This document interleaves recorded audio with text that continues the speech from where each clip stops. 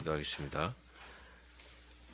거룩하신 하나님, 이 아침 주님의 말씀을 듣고 묵상하며 또한 주님 앞에 찬송하며 기도하기 원하여 나온 주의 자녀들을 주님께서 긍휼히 여겨주셔서 주의 뜻대로 구하는 기도를 듣고 응답하여 주시기를 간절히 소원합니다.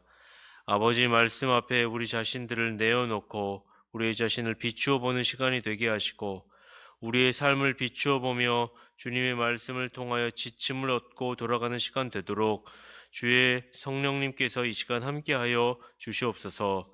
우리 구주 예수 그리스도의 이름으로 기도합니다. 아멘. 마태복음 5장에서 7장까지 예수님의 산상설교를 살펴보았습니다. 산상설교는 설교이면서 또한 메시아의 선언 내지 그의 나라의 대헌장으로 불려져도 무방할 것입니다. 왜냐하면 거기에는 주님은 우리가 그의 나라로 들어가는 데 요구되는 법칙과 조건을 밝히셨기 때문입니다. 우리는 주님의 설교가 그것을 들은 무리들에게 미친 효과를 알게 됩니다. 5장에서 7장까지 통틀어 주님을 따르며 그의 설교를 듣는 무리들의 감정이 어떠하겠습니까? 오늘 산상설교를 마무리하면서 그 무리들의 반응을 보게 되는데요. 이것을 통해 두 가지를 살펴보고자 합니다. 첫째로 무리들은 예수님의 산상설교를 다 듣고 난 다음에 그 말씀에 놀랬습니다. 28절 보면 예수께서 이 말씀을 마치심에 무리들이 그 가르치심에 놀래니, 이 말씀은 주님의 설교가 그 무리 가운데 불러일으킨 감명을 우리에게 알려주고 있습니다. 그들은 주님의 설교를 한참 듣고 나서 놀랬죠. 깜짝 놀랐습니다. 왜 그랬을까요? 그 무리 중에 대다수는 유대인들입니다. 유대인들은 율법을 오랫동안 배웠고 익숙한 자들입니다.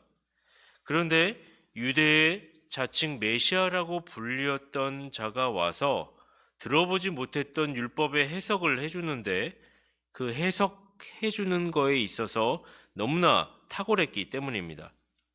인간의 연약함과 미천함을 부끄럽게 하면서 동시에 하나님 사랑과 이웃 사랑의 원리가 무엇인지에 대하여 인간 본성을 꿰뚫어 보는 안목, 대단한 식견을 보였으니 말입니다. 예수라는 자는 이렇게 얘기했죠. 내가 율법이나 선지자나 폐하러 온 줄로 생각지 말라. 폐하러 온 것이 아니요 완전하게 하려 함이로라. 그 단언하면서 율법을 놀라우리만큼 완벽하게 해석해 준 것입니다. 주님은 유대인들의 종교적 열심과 위선을 율법에 근거하여 이성적이며 논리적으로 지적하였으며 동시에 자비와 사랑을 가지고 권면하였던 것입니다. 그분은 마치 왕이 통치하듯 왕이 판결을 내리듯 무리들에게 설교를 하셨습니다. 그래서 무리들은 그가 설교한 내용에 대해서나 그 방식에 대해서 모두 놀랬던 것입니다. 주님의 설교의 무게감, 확신과 엄중함 앞에 진실성을 느꼈기 때문에 그들은 놀랬던 것입니다. 그러나 그들의 마음은 놀라워만 하였습니다. 성경은 단지 무리들이 놀랐다고만 말합니다. 그들이 회개를 하였다거나 주님의 제자가 되었다고 기록하지는 않습니다. 이것이 문제죠.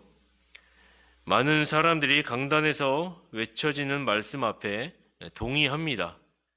때로는 설교자의 논리 정연함, 성경에 대한 이해에 대해 설교자의 식견에 대해 공감을 하고 동의도 합니다.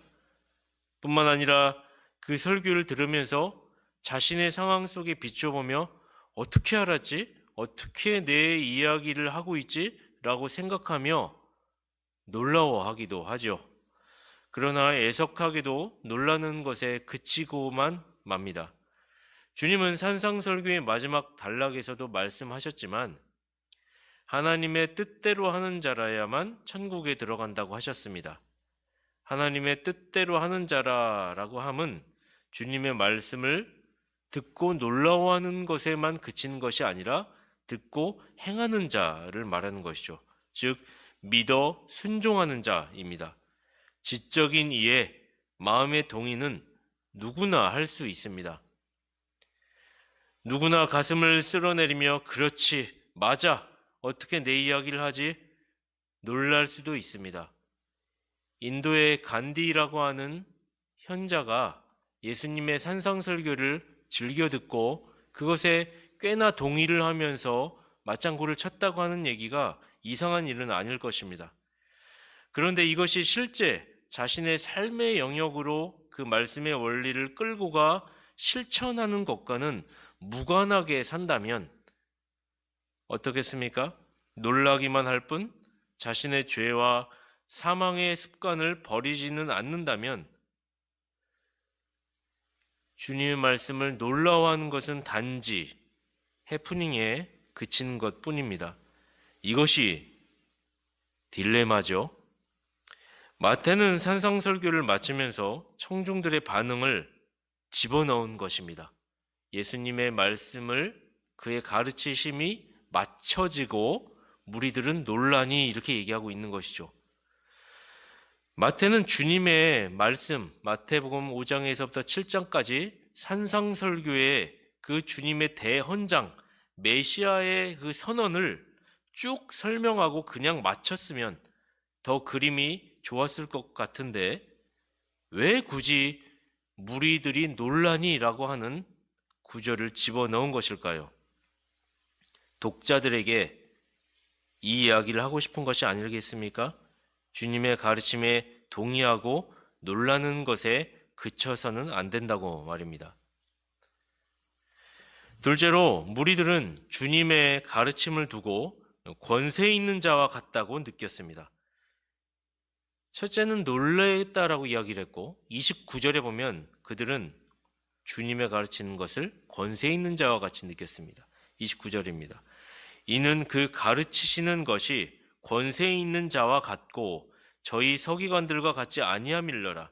그들이 놀란 이유는 예수님의 말씀이 그의 가르치심이 권세 있는 자와 같이 느껴졌기 때문입니다. 최초 유대인들이 보기에 예수라고 하는 청년은 단지 갈릴리의 시골뜨기로 비춰졌을 뿐입니다. 그는 목수의 아들이며 평범하기에 그지없고 볼품없는 사람처럼 보였을 것입니다. 그런데 그의 말씀을 가만히 듣고 보니까 권세 있는 자와 같이 느껴졌던 것입니다. 우린 마태복음 5장에서 7장까지에서 세밀한 그림 같은 장면의 묘사를 연상하게 됩니다. 산상설교가 메시아 나라의 선언, 대헌장이라고 한다면 이 설교의 마지막 무리들이 주님을 권세 있는 자로 여겼다면 이것은 최후의 심판날에 있을 모형과 같은 그림과 흡사할 것입니다. 우리 모두는 최후의 심판날 권세 있는 자 앞에 서게 될 것입니다. 그때 우리 모두는 하나님의 뜻에 복종하지 않은 자들에게 파멸을 언도할 최고의 권세자를 만나게 될 것입니다. 그분은 우리 주 예수 그리스도이시죠. 산상설교의 내용은 그때 행해질 진행의 절차와 판결이 내려지는 그림과도 유사합니다. 복받은 자, 팔복의 소유자, 그는 그의 백성이 될 것입니다. 먼저는 복받은 자, 중생한 자들을 주님께서는 주의 오른편에 앉히실 것입니다. 동시에 그의 말을 듣고 놀라기까지는 하나 돌이키지 않는 자들은 저울에 달아져 주님의 법칙의 평균치의 모자람이 드러나게 될 것입니다. 마태복음 25장의 양과 염소의 비유에서 왼편에 네가 있게 될 것이다 라고 주님께서 이야기를 하자 그들이 소스라치게 놀라면서 내가 왜 여기에 있는 것입니까? 이것이 놀라면서 자신의 존재에 대해 부정하는 것, 이런 일들이 실제 주님의 심판대 앞에서 일어나게 된다는 것입니다. 그들은 살아생전에 자신들이 무시하고 거부했던 사람이 심판주로 우리를 재판하는 것을 보게 될 것입니다. 우리는 살아있는 지금의 때에 마태복음 5장에서 7장에 선포된 권세 있는 말씀에 따라 우리의 믿음과 삶의 행위가 정의되어야 합니다. 그 약속과 격려에 의하여 우리의 영혼이 주님 부르시는 날까지 유지되어야 하는 것이죠. 이 말씀을 척도로 우리는 심판의 날에 저울에 달아질 것이기 때문입니다. 말씀을 들을 때 놀라워함 이상의 어떤 것이 있도록 우리의 지성과 감정의 풍성한 반응에서 순종으로 이어질 수 있도록 하나님께 은혜를 구하십시다. 결론입니다. 두 가지죠. 산상설교를 마무리하면서 그곳에 있던 회중들의 반응을 보며 우리를 돌아보아야 할 것입니다. 첫째로 그들은 주님의 말씀에 놀랬습니다. 그런데 우리가 알 것은 주님의 말씀에 동의하고 놀라는 것에서 한 단계 더 나아갈 수 있어야 합니다. 주님의 말씀은 진리니다 라고 믿는다면 우리는 믿어 순종으로 나아가야 할 것입니다. 둘째로 그들은 주님의 말씀을 권세 있는 자와 같이 여겼습니다. 분명 갈릴리의 볼품없는 청년이었는데 말씀을 듣고 보니 권세 있는 자와 같이 여겨졌습니다.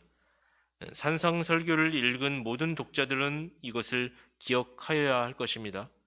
우리 모두 심판대 앞에 권세 있는 자 앞에 서게 될 것입니다.